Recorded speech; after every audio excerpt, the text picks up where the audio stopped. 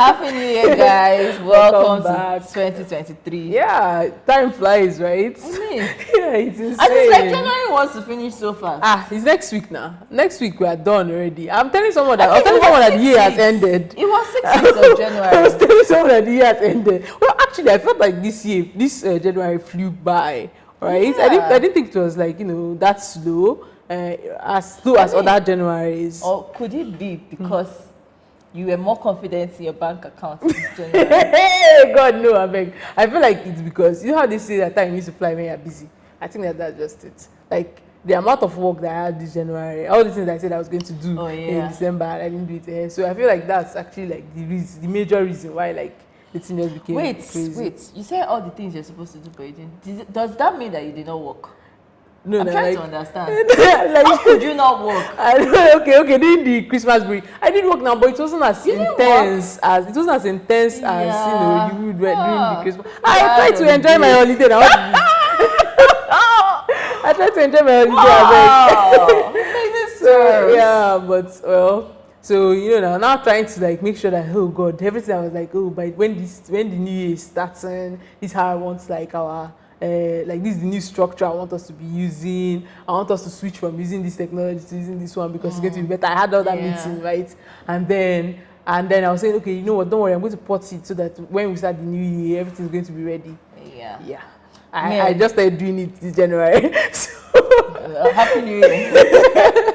I don't think I had any difference between normal working time and holiday. Are you serious? I still had my meetings. Yeah. Even though I wasn't having daily meetings anymore, I was having weekly meetings. Yes, exactly. And that weekly meeting, it means that our meetings, like, are demo meetings. Yeah.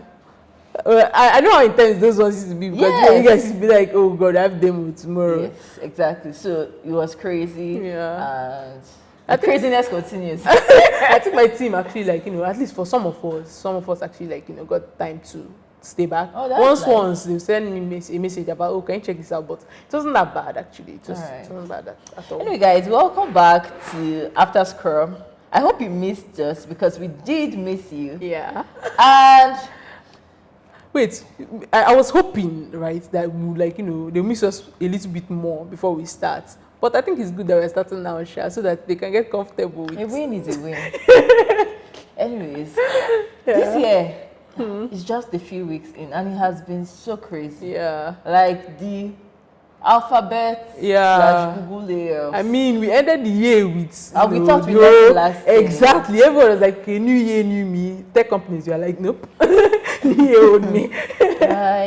Yeah, I was so like, I really thought that we left that behind last year. But there's something that I want us to talk about.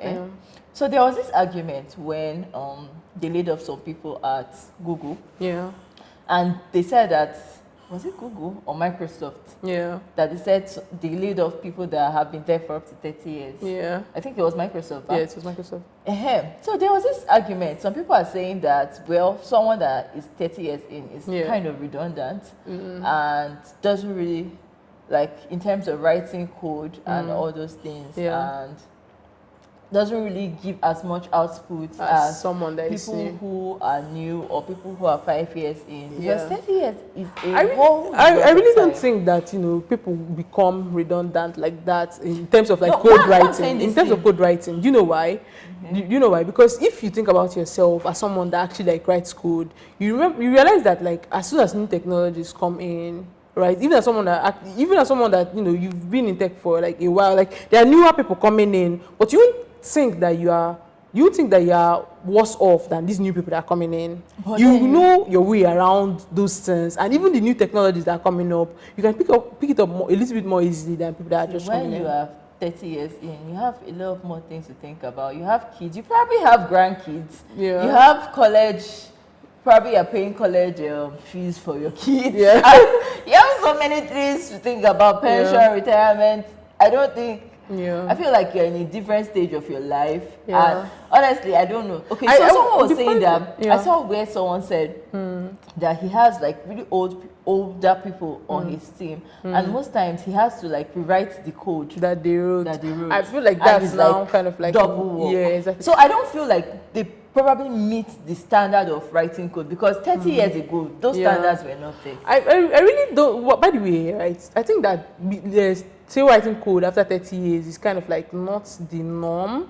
Because I know I've met a lot of people that are actually like, software engineers, and like 7 years in, 8 years in, 10 years in, they're like, you know what, I don't want to write code, like I don't want to keep writing code 10 years down the line. Yes, that is what that's what I get a lot. Yeah, I get that a lot. Like, when you talk to people that are like, even like people that start out, like let's say maybe they are just 5 years in, they're like, oh yeah, I want to get to a point where I don't necessarily need to write code. Exactly. I want to like manage projects. Think that people 30 years in writing code is a problem? I don't really think it's a problem, to be honest. It may have been a planning problem, because I don't think at 30 years you should be writing. You're forgetting something. You want to write. You're forgetting exactly. You're forgetting something. There are people, there are people that actually actively enjoy that code writing. It's just like, right, if someone is a doctor and the person has been a doctor for 30 years and you are now suddenly like, you know what, after 30 years, I don't expect you to like actually like do surgery and stuff like that. Okay. And technically, right, I know that some of them after a certain point they become consultants and stuff like that. But then there are still people there that like actively, and you know that these guys are good at what they do. Right? You know that they're good at what they do and they enjoy it. So I think it's unfair then to say that, okay, when you're 30 years in, right, and you've not found like you don't want to go on a different path, right, that's just the right thing for you to do. It's not like, I don't think it's like a one size fits all for everybody. I think you have a very good point. Exactly.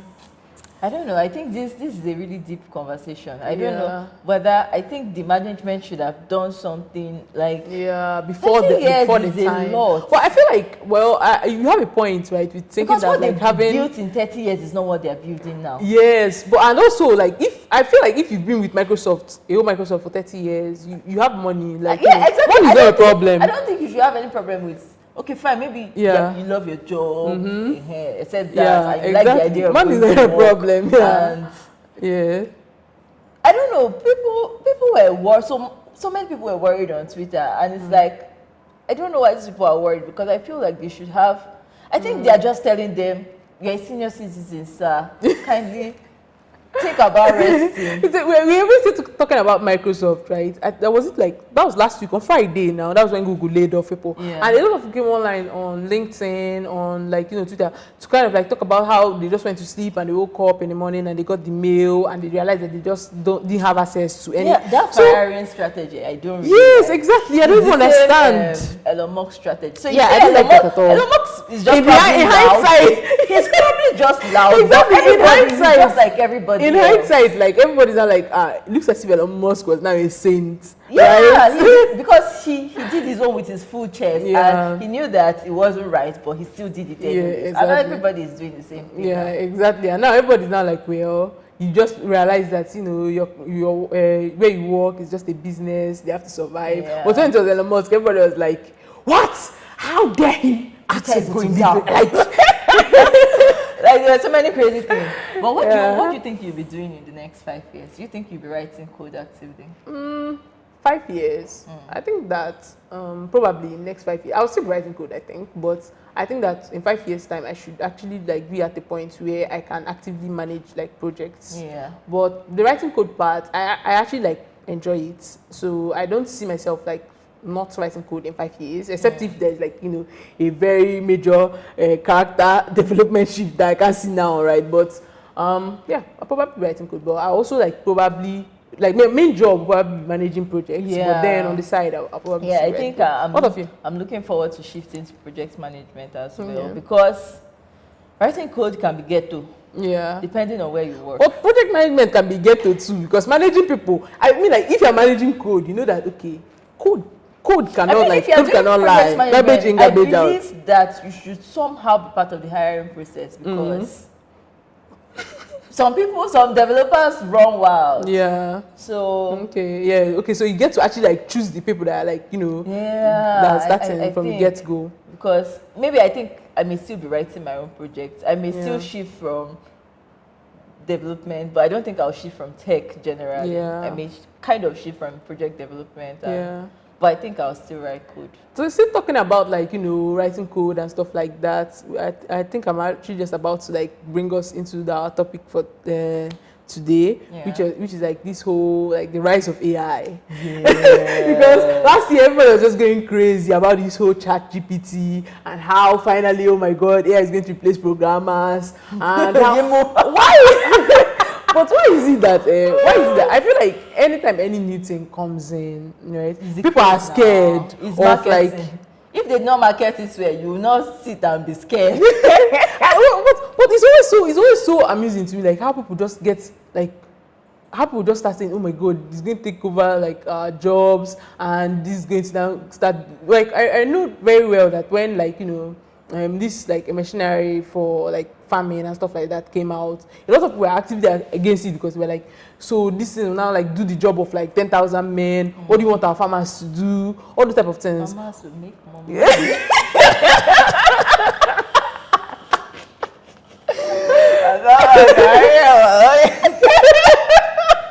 Sorry, I know this. No. I know. That one is also a serious conversation. I know this is very serious. No, but seriously, I'm always like deeply fascinated by how people are always scared about like, you know, the next thing that they feel would like, you know, take over their jobs and stuff like that. I mean, I understand how like AI coming in now can be scary. Yeah, but you know that I think it's. Have you used it before? ChatGPT. Yeah, I have. So I think this whole AI thing I think is more threatening for creative people. Because you see the kind of art and other creative things that ChatGPT does. I don't think it has gotten it right when it comes to you know, the funny thing is that I do not believe so. I think it has a lot of work to do. And the thing is that coding is not a robotic thing. It's not a one way. Like there are so many variables, right? When you're writing a project, you are considering the technologies, you are considering the users, you are considering so many factors, business factors and everything. So there's no two, I don't think there's any two projects that are written the exact same way. And the way like you intend it to work. I've not used ChatGPT yet. I don't know why. But I'm not afraid. I don't know. I just did not buy the hype. Okay. So I'll probably do it on my own time. But someone did it, and the person said, "Okay, write an e-commerce app for my own store." And the person sent it to me and said I should check if it's correct. And what the thing actually wrote was just a cat page. And now that cat is a simple cat page. I don't even think the cat had where you can increment items and stuff like that. So coding is very dynamic. But you know that the problem right now is, okay, the problem with AI is that it expects you to ask it a question and it answers the question that you ask. So for instance, if you need to know what you're asking for in the first place for it to help you. So I think when people are talking about... most players don't know what to ask for. Have you ever been creative? Exactly. So the truth is... I remember when I was doing graphics, you would do design final. Design final .1. Design final .2. You have design final. So that's what I'm saying. Like, when people are saying that they're afraid of, like, you know, losing their jobs and stuff like that, I don't even think that, you know, they're afraid that it's going to completely replace them. I think what they're afraid of is that, you know, ChatGPT or like the other AI platforms will replace. Like basically because of the presence of ChatGPT, the people that they will not be hiring will be people that know how to use ChatGPT, which means less amount of people in the workforce. Like when you, like let's say that they're programmers, right? Yeah. So if you already have ChatGPT, go and learn how to use ChatGPT. Yeah, exactly. And then you just put it in there and it's garbage in, garbage out. I'm worried about like creative work, like people that do art and stuff like that, because it takes for them a lot of time to come up with concepts and different things that you just tell ChatGPT to come up with something, and it has come up with something similar to what they want. I think I don't know, but I just have a feeling that maybe it may now devalue the work that they do. To be honest, well, right? I'm thinking if I'm an artist, I would say if someone comes at me and says, "Shebi ChatGPT will do it for whatever subscription they're paying for now," I'll be like, "Okay, go and do it now. Why are you coming to me?" See, let me tell you something. Your price goes up. The truth is that, right, AI is always going to be AI. It's going to be garbage in and garbage out as usual. Do you get? So the difference and why I'm not really scared of the whole, like, you know, the AI is taking over the world thing is because as a human being, except if tomorrow, right, you can teach AI to have like feelings and to introduce the human element into it, right? If you see something that has like, if you see something that's written like, you know, with a lot or more emotion than like something that is just like generated, the difference is there. It might be subtle, but it's there. And it's written and it's coming from a place of experience. Yes. And exactly. Different other things. Yeah. So it's different from someone that has actually lived it. Than someone that, okay, than a machine that basically says, okay, matches like text and say, okay, this sounds like what you want, and just returns it to you. I agree. I agree. So that's why I think that's why, right? And when people talk about like, you know, it replacing programmers, and you know, even there's this AI that can kind of like generate music for you now. Oh, nice. Right? Yeah, you can enter in the like type of music you want, the genre, every single thing down to the instrument, and it generates, and it doesn't even take time. 5 minutes stops, and the songs bang, right? I don't think that, so technically, right, it's just like saying, oh my god, there are a lot of musicians in the world, right? How am I going to set myself apart, right? Music is something that we always want, right? Sure. So irrespective of like, no matter how many songs we already have now, if Burna Boy, I'm sorry for all the Burna Boy haters, but if Burna Boy releases I don't know why he's Burna Boy. I don't know why he's Burna Boy. I just want to hear what you say. Okay, let me use somebody else. Who should I use now? Oh God, why? Now that I want to think about somebody. Continue. Okay, anyway, so let's say Burna Boy releases a track now, right? Forget the fact that, okay, Burna Boy is even like a generic example because he already has fans. Let's just say that someone that is unknown, right, releases a song that speaks to you personally, irrespective of the fact that you already have like 1 million songs on your playlist that also like speaks to that same kind of emotions, right? It doesn't stop you from still listening to it. Finally. Right? Yeah. Yes, there are hundreds of thousands or probably millions of love songs and heartbreak songs. And people still. And when you are crying, you still listen to all of them. And when you're playing, when you're in the shower, you're playing the music. Oh my God, sad. And you still play the next. It's true. Exactly. It's true. Exactly. I don't think AI is taking our jobs anytime soon. Yeah, exactly. And even when, this one is even like for musicians and stuff like that. When it comes down to programmers, right, you'll be like, okay, AI now knows how to write code and stuff like that. That looked right. That it was generated by, yes, exactly. But the thing is that, you know, one thing with ChatGPT, I realized it learns very fast. Yeah. So you just tell it that, okay, you made a mistake here and blah blah blah, and it corrects itself, and you know. And it's also savage. I think this is the one that someone said the 2 plus 2 is. What is 2 plus 2? And ChatGPT said 5. Yeah. 4. Sorry. The guy now said, no, like, you're wrong, it's 5. He said, yes, you are right, it's 5. Because he wants to be stupid. So allow you to be stupid. Exactly. So, I really don't think that even for programmers that it's going to take away their jobs. Because, okay, if eventually you don't have to write, I feel like we build tools to help us out so that we can be able to like focus on higher things, more important things. And I also feel like when you get something that helps you for like, I don't believe that human beings, we are born to just like do work and die eventually in the end, right? We want to get to a point where we have machines and stuff like that actually help us with these other smaller mundane tasks that right now seem to be the whole thing, but there will always be problems to solve in the future. You know the irony of all these things? I remember seeing an ad for I don't know if it was an old video, an ad for washing machine. This thing you just said now, he said that it's like we need machines to help us. And you don't think human beings will work and die. Human beings will work and die. Let me tell you why.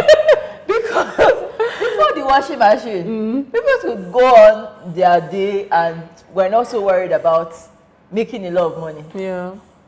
When the washing machine came, so the thing is that the guy was trying to advertise the washing machine to people that were passing. Okay. And what a man said made a lot of sense. But I think is where the world will go to eventually. It was like that, so you want us to pay so and so amount to acquire this machine to wash. So at the end of the day now, if it breaks down, we have to buy, and we're now used to this lifestyle. Yeah. So at the end of the day, we are working for you to keep up with the lifestyle that you introduced to us.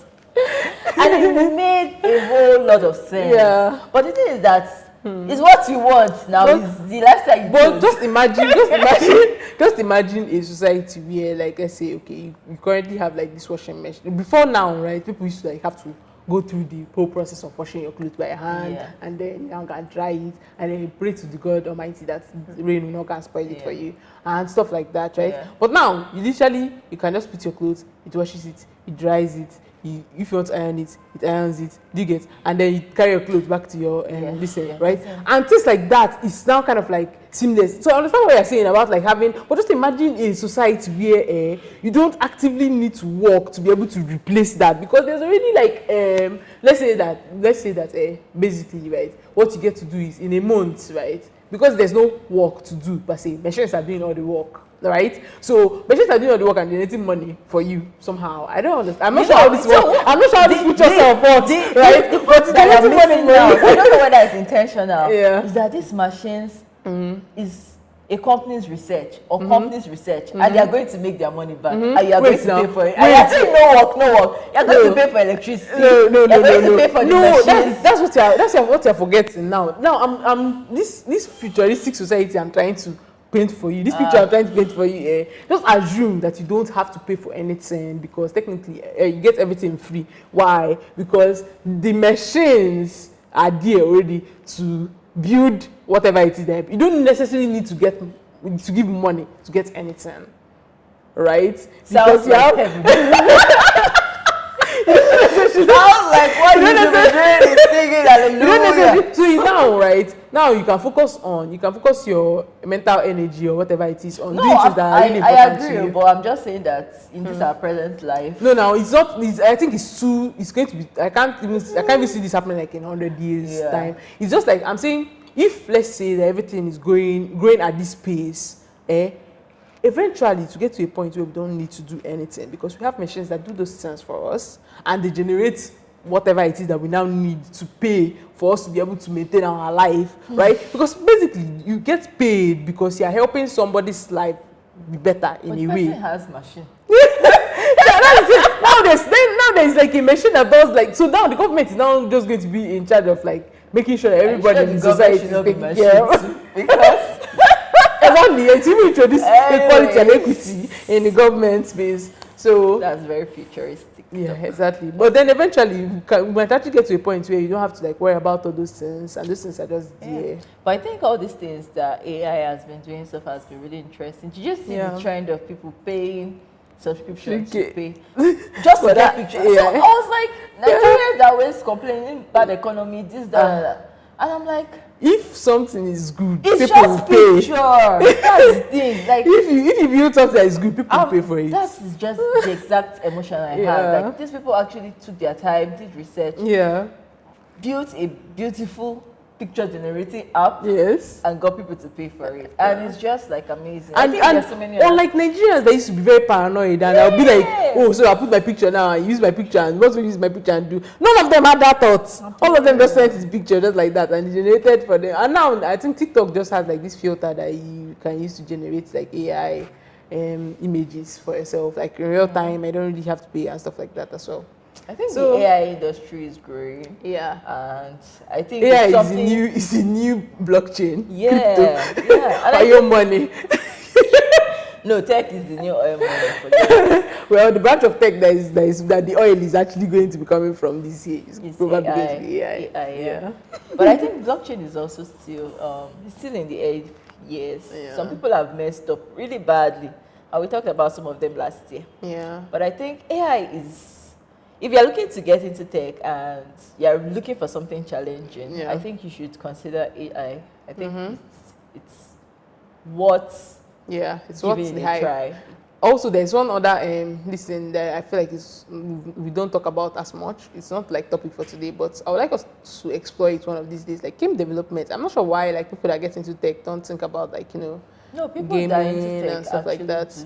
But like getting into tech, not when you're already there. People that actually like start out, I want to get into tech. It's on a very rare occasion that I hear like, okay, you know what, I want to go into gaming, right? Except if you have like prior knowledge before getting in. So I think we can explore that. I think we have an abundance of topics to explore. So you guys should just make sure you stay tuned, because you're going to be missing out on all this tea. And don't forget, we're going to give out our emails or our forms That can start giving us all the tea we asked for last year. Yes. We are very excited to get all this tea. Please tell them in case someone didn't listen or to the last episode, you can just tell them again. Yeah. So you can just check our last episode. Our last episode was episode something. Probably 16. The last episode of season 1. Yes, that's all you need to know. Yeah. So you guys just go check it out and stay tuned. We have a lot of interesting things. We have a lot of angles we want to explore in tech. We want to explore operations. We want to explore sides of tech that you haven't really seen before and they're never seen. I need to be serious this year. Yes, amen. There's something that I really want to do this year, and I'll tell you guys how it goes if I eventually do it. It's this thing that's called vision boarding, creating a vision board. I already did that. I did that to 1st January. I can show it to you actually. Please speak yourself. You speak into existence, you manifest. Yes, Zen. manifesting is something I really want to do this year, and I'll let you guys know how it goes. Since Ada did not say it since. I'm so sorry. I just early January, I was like, there's some things I want, and I want to I've heard about. We said that by the way, it's not New Year resolution. It's manifesting. It's the same it's thing. Faith. Believing. Ada lied. Go and check last episode. You see what she said. Wait, I said no New Year, new me. It's still New Year, new better me on the board.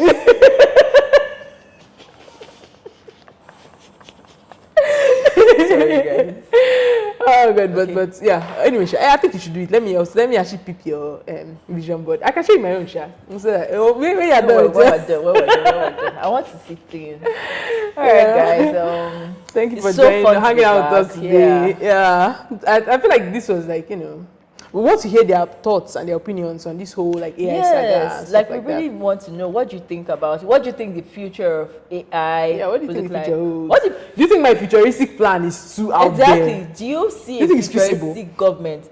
Because this thing that I say, I don't know if people have watched Mother, but this is the thing I'm envisioning. Mother, that the robots will be killing people that he thinks is not fit. Because they are not with government, they are not with power. Okay. No, not good that far. No, my futurism stops before they start killing people. The thing is that you think about AI, it trains itself. And you don't know how much the AI will now finally learn. But it's all good. Let us know what you think about it. And don't forget to give your likes, your comments.